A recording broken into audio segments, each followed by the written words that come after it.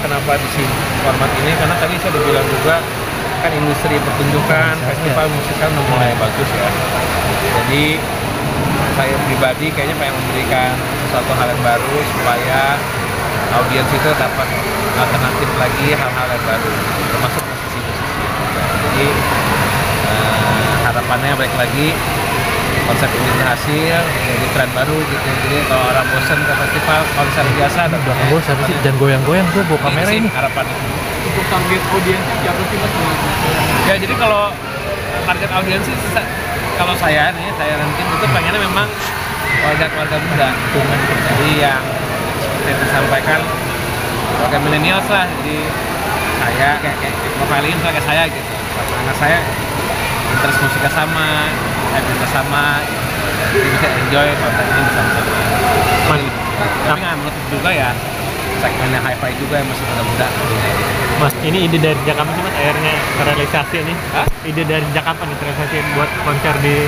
Dari tahun lalu sih, Mas. Tahun lalu aku kepikiran memang pengen buat satu hal yang baru aja. Karena saya riset juga kan, kita negara kita tropis ya, panas terus. Kita sekali dikasih suasana yang dingin kayak di luar kayak sulit juga. Pak Andin, persiapannya seperti apa nih? Ini manggung apalagi dingin. Ini pertama kali juga nggak sih experience seperti ini? Sebenarnya sih ini memang konsernya agak-agak ngerjain ya, karena aku tuh sebenarnya nggak kuat dingin banget. Jadi kalau misalnya tidur aja tuh mungkin AC-nya tuh benar-benar aku harus negosiasi sama anakku supaya ini bisa kayak seanget-angetnya kamar gitu. Jadi sebenarnya experience manggung di tempat bersalju seperti ini itu kayak kayak aku pertama kali dan luar biasa. Dan sebenarnya kalau untuk penyanyi, mungkin penyanyi di mana-mana tahu bahwa di tempat yang dingin itu lebih susah untuk mengeluarkan suara karena kita suaranya tuh susah panasnya gitu. Jadi walaupun kita udah warm up, udah pemanasan, tapi begitu udaranya dingin sebenarnya dia kayak dingin lagi gitu. Jadi ya kita harus ekstra pemanasan gitu untuk nyanyi di tempat seperti ini. Oke, ada ketakutan kayak serak-serak basah gitu ya kalau dingin. Gimana tuh cara ngatasin? Takutan sih enggak, karena acaranya juga nanti kita pasti punya waktu untuk mempersiapkan. Memang pernah manggung di Bromo yang dingin juga, terus kemudian masih sama Iya. Aku beberapa kali sih manggung ada di Bromo, di Ijen, di Dieng gitu ya. Memang semuanya sangat-sangat dingin, tapi untuk pertama kali ada di experience yang salju seperti ini baru sekarang ini gitu. Karena kan Indonesia bagaimanapun nggak punya musim salju. Jadi aku sangat looking forward, dan orang-orang juga aku rasa kayak banyak banget yang belum pernah nonton konser di tempat yang bersalju. Bahkan di luar negeri pun sebenarnya ini bukan sesuatu yang kayak, walaupun mereka punya musiknya tapi nggak gampang gitu diselenggarainnya, karena kan harus memperhitungkan banyak hal kayak dari alat-alat bandnya lah segala macam, itu kan semua kayak elektrik semua gitu. Karena itu yang kalau penyelenggaranya nggak detail itu akan sulit sekali untuk menyelenggarakan. Rencana bakal bawain berapa lagu kira-kira kamu? Jadi di set kali ini aku menjadi featuringnya di grup, tapi nanti juga akan berkolaborasi dengan Iwake juga. Berarti pertama kali featuring di grup di acara ini, Andin, apa seperti apa? Di tahun 2002 waktu aku pertama kali ulang tahun. Aku udah fansnya The Group udah dari lama banget gitu. Jadi sebelum The Group rekaman, dan sebelum aku rekaman, aku udah jadi kayak fansnya mereka banget. Dan beberapa kali juga kolaborasi gitu ya, baik di panggung-panggung yang formal maupun non formal. Tapi untuk di set yang seperti ini baru kali ini. Dan mungkin kayak selama aku kolaborasi juga belum pernah sih kayak bawain lagu gitu dengan The Group, belum pernah. Apalagi dengan adanya Iwake. Kanggun untuk kostum sendiri kan Kanggun terkenal dengan warna-warna yang cerah. Ini kalau manggung di sini nanti bakal kostumnya seperti apa nih? Kira-kira? Heboh banget sih. Seterbuka mungkin lah. Nggak mungkin banget. Ya buat gambaran aja ya, buat di Bromo aja yang 15 derajat waktu itu aku tuh kayak 4 lapis. Kalau teman-teman lihat nih hari ini aku nih 3 lapis, jadi ada baju daleman gitu.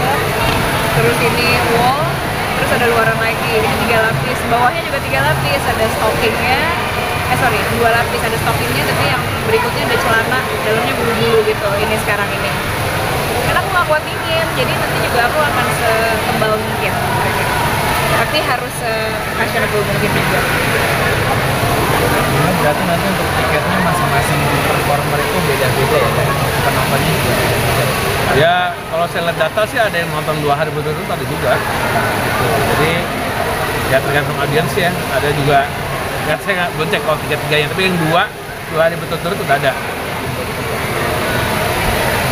Harapan ke depannya gitu. Ya harapan jadi salah satu jadi Pioneer. wahana konser gitu. Jadi kalau konser sama ini kan momentum gitu kan, ini jadi wahana. Jadi kalau di luar ada Albert Hall gitu konser, ini jadi tempat konser tapi suasananya salju. Apakah ke depannya akan dibuat dengan konten? Oh pasti kita mau buat 6 bulan sekali lah paling nggak. Untuk Mbak Andin sendiri, experience-nya konser Gisal ini apa? Experience-nya, Pengalaman di konser yang kali ini sebenarnya belum ada pengalaman karena konsernya masih nanti Juni. Nanti pertanyaannya harus ditanyakan lagi setelah konsernya. Tapi yang pasti aku bisa bayangin akan sangat seru. Persiapannya udah berapa? Udah kalau secara konsep sih udah 100%, karena challenge terbesar tadi yang Andin bilang itu memang kan konsep production gitu, dimana safety nomor 1, kedua tinggal bicara kreatif masing-masing show-nya aja ya, masih dalam jadwal. Mas Dino, eksperimen apa aja sih yang mau ditawarkan ke penonton nantinya selain cuaca dan lain-lain kayak gitu?